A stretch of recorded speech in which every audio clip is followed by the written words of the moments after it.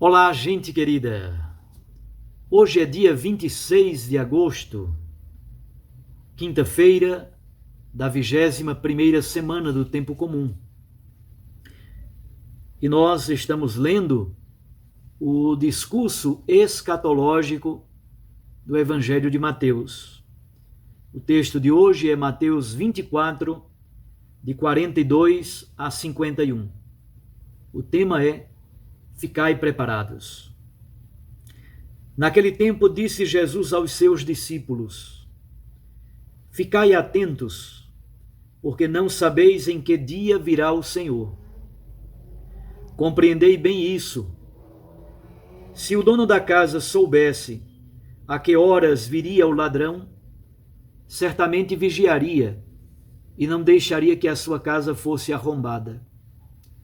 Por isso também vós ficai preparados, porque na hora em que menos pensais, o Filho do Homem virá. Qual é o empregado fiel e prudente que o Senhor colocou como responsável pelos demais empregados para lhes dar alimento na hora certa? Feliz o empregado cujo Senhor o encontrar agindo assim, quando voltar.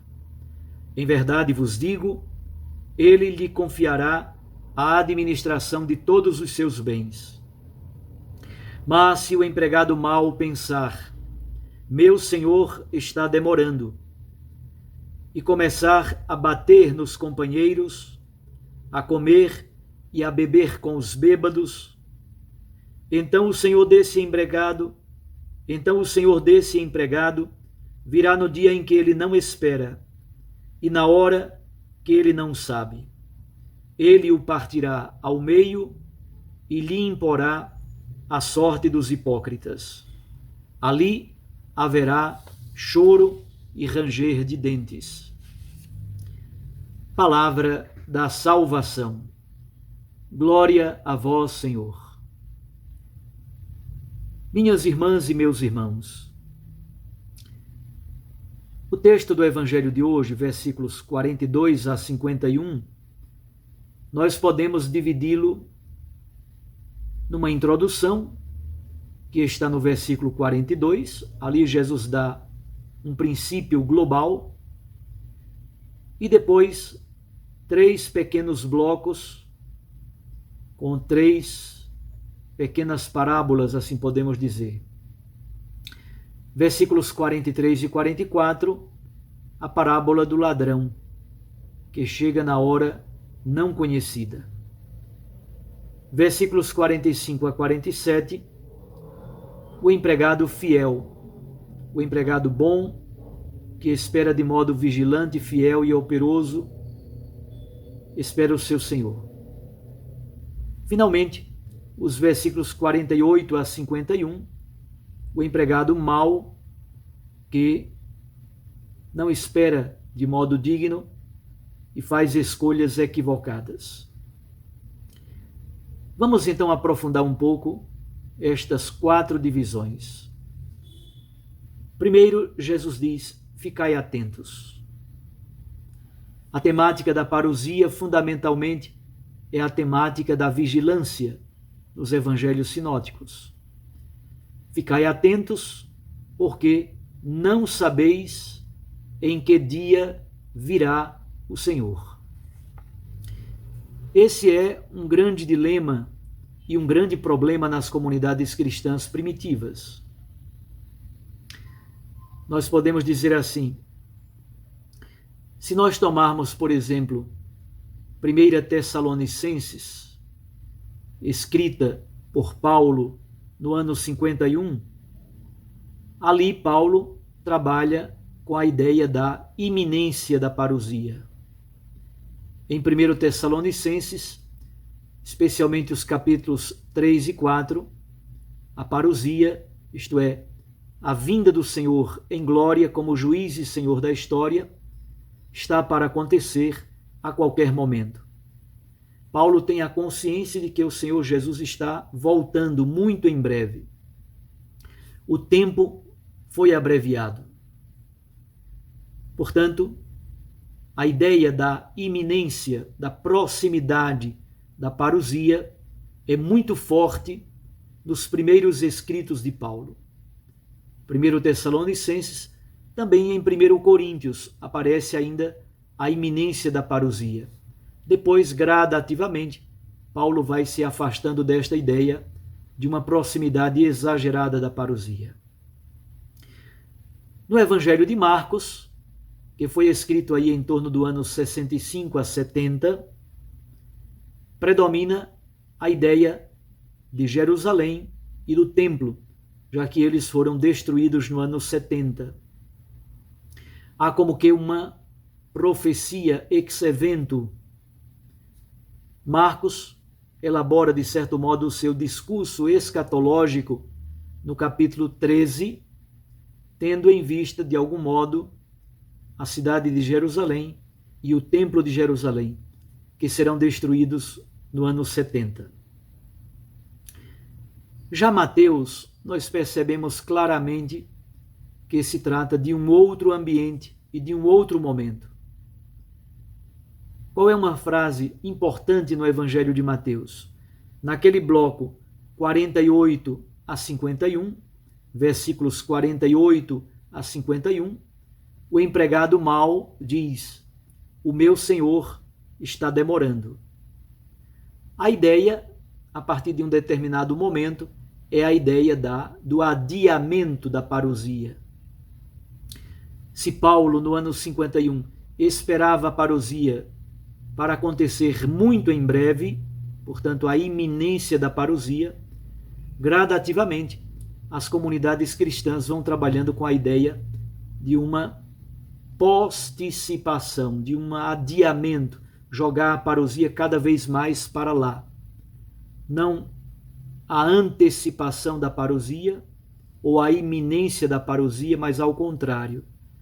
No Evangelho de Mateus aparece já a ideia de um adiamento, de jogar a parousia para mais adiante. E com isso mudam completamente os comportamentos dos cristãos. Vamos então ver brevemente como se desenrola o raciocínio de Mateus, o raciocínio de Jesus no Evangelho de Mateus. Então, versículo 42, ficai atentos. Não sabeis em que dia virá o Senhor. A parousia, a vinda de Cristo em glória como juiz e Senhor da história, é desconhecida por todos. Para exemplificar essa ignorância em relação à vinda do Senhor na parousia, Jesus primeiro dá um exemplo, uma parábola, uma pequenina parábola, nos versículos 43 e 44. A parábola é a parábola do ladrão. Se o dono da casa soubesse a que horas viria o ladrão, obviamente ele vigiaria a sua casa para não permitir que a sua casa fosse arrombada. É uma ideia bonita, ao mesmo tempo trabalha com essa lógica da ignorância em relação ao dia e à hora. Os versículos 45 a 47 nos ajudam a compreender como é que a igreja, mesmo sem conhecer o dia ou a hora, ela deve esperar o seu Senhor de modo digno, operoso e vigilante. É a parábola do empregado fiel.